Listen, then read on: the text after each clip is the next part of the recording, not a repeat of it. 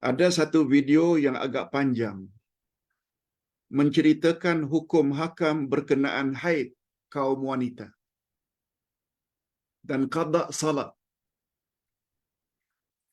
Adakah benar apa yang diajar dalam video tersebut?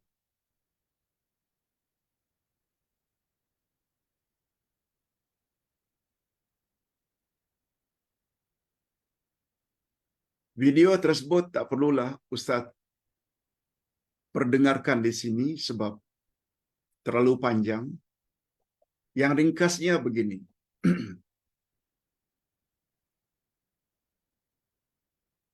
Seorang ibu mengatakan beliau dalam haid, umurnya 44 tahun.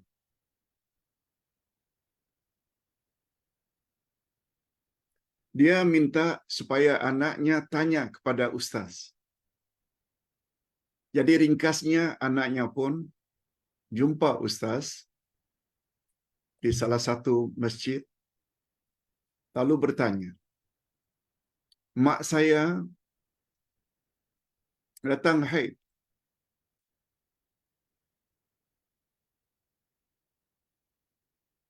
Cuma beliau rasa bersih.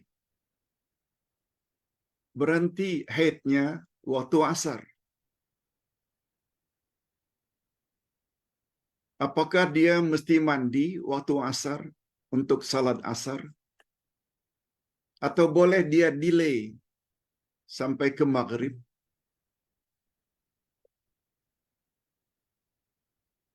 Hadirin dan hadirat semua kita tahu, darah wanita yang utama ini ada 3, haid, nifas, dan istihadah. Haid darah bulanan, period. Nifas darah sempurna kelahiran. Dan istihadah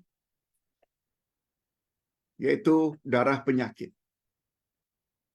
Nah, sekarang kita fokus kepada pertanyaan.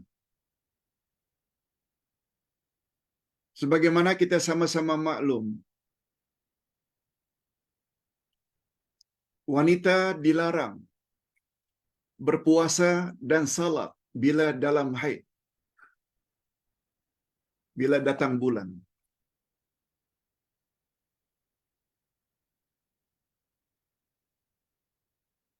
Cuma perbezaannya antara salat dengan puasa. Salat tak perlu diqada selama kedatangan haid. Seminggu ke, 10 hari, 5 hari, tak perlu qada. Tak perlu qada. Walau tak berpuasa karena haid. Tapi bila berhalangan puasa, puasanya mesti diqada.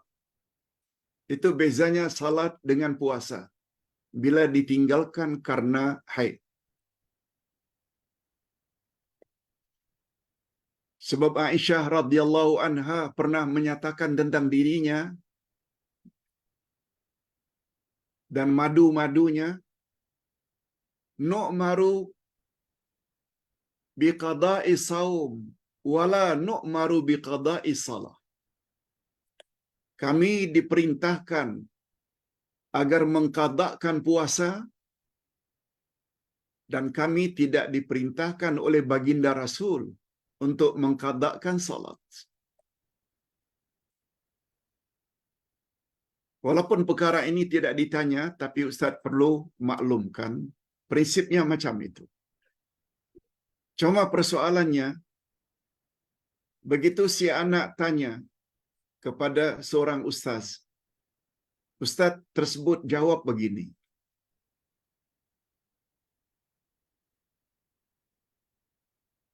ibu kamu apabila sudah berhenti haidnya pada waktu asar, dia boleh mandi pada waktu maghrib.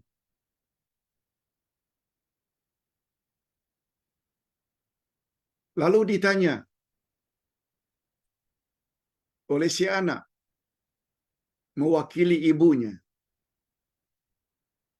Wajibkah dia qada salat asarnya? Jawab Ustaz, wajib qada. Dan qadanya bukan hanya asar sahaja, juga zuhurnya.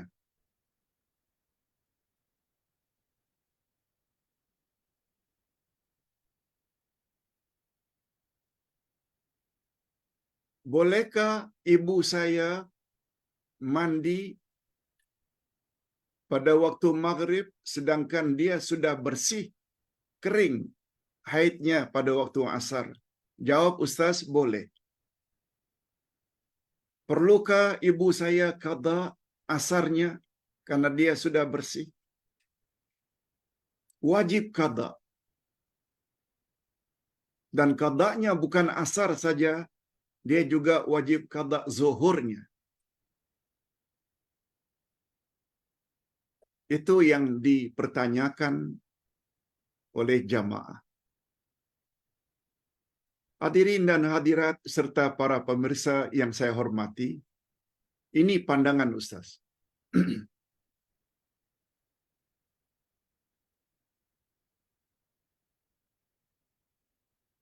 Bila darah haid sudah kering pada waktu asar, dan waktu asar masih ada, dia waktu itu wajib mandi. Mengapa mesti delay waktu maghrib? Sedangkan dia sudah suci. Bila suci, wajib salat. Apalagi Allah telah berfirman pada ayat 103 dari surat An-Nisa, Inna salata kanat 'alal mu'minina kitaban mawquta. Salat diwajibkan ke atas orang-orang yang beriman pada waktu yang telah ditetapkan. Waktu asar ada waktunya. Berakhir bila masuk maghrib. Sekarang asar masih ada. Mengapa tidak mandi untuk membolehkan salat asar? Ustaz tidak setuju andai kata ditangguhkan mandinya hingga maghrib. Yang kedua, menurut Ustaz tersebut, qada asar itu bukan hanya asar saja, juga qada zuhurnya. Kalau Ustaz punya pandangan, tidak. Zuhur, dia dalam keadaan barangkali masih lagi belum kering. Mengapa mesti dikata? Orang yang sedang haid tidak wajib untuk salat. Untuk salat zuhur tak wajib sebab belum kering. Oleh sebab itu qadanya atau setelah dia mandi pada waktu asar, dia hanya wajib melakukan salat asar sahaja. Wallahu a'lam. Itu yang Ustaz boleh jawab. Mudah-mudahan ada manfaatnya. Ustaz kira cukup sampai di sini dulu. Jumpa lagi esok insya-Allah. Pembahasan doa untuk kuliah duha dan akidah jam 5:30 petang esok. Insya-Allah. Alhamdulillahirabbil alamin wassalatu wassalamu ala asyrafil anbiya'i wal mursalin wa ala alihi wa sahbihi ajma'in. Rabbana ighfir lana dzunubana wa liwalidina warhamhum kama rabbawna shighara. Rabbana hab lana min azwajina wa dhurriyyatina qurrata a'yun waj'alna lil muttaqina imama. Rabbana zidna ilman nafi'a wa rizqan thayyiba wa amalan mutaqabbala. Ya Allah, pada hari ini kami telah belajar ada 6 ciri-ciri orang beriman yang berakal. Oleh sebab itu berilah kami kekuatan ya Allah, taufikmu, restumu, agar dapat memiliki ke-6 sifat tersebut. agar kami termasuk ke dalam orang-orang yang berakal. Dan kami yakin apabila keenam-enamnya kami miliki, kami bukan saja bahagia di dunia, tapi insya Allah diharapkan juga berbahagia di alam kubur dan di alam akhirat. Birahmatika ya arhamar rahimin. Wa sallallahu ala nabiyyina Muhammad wa ala alihi wa sahbihi ajma'in. Subhana rabbika rabbil izzati amma yasifun. Wa salamun alal mursalin walhamdulillah rabbil alamin. Subhanakallahumma wa bihamdik. Asyhadu an la ilaha illa anta astaghfiruka wa atubu ilaik. Assalamualaikum warahmatullahi wabarakatuh.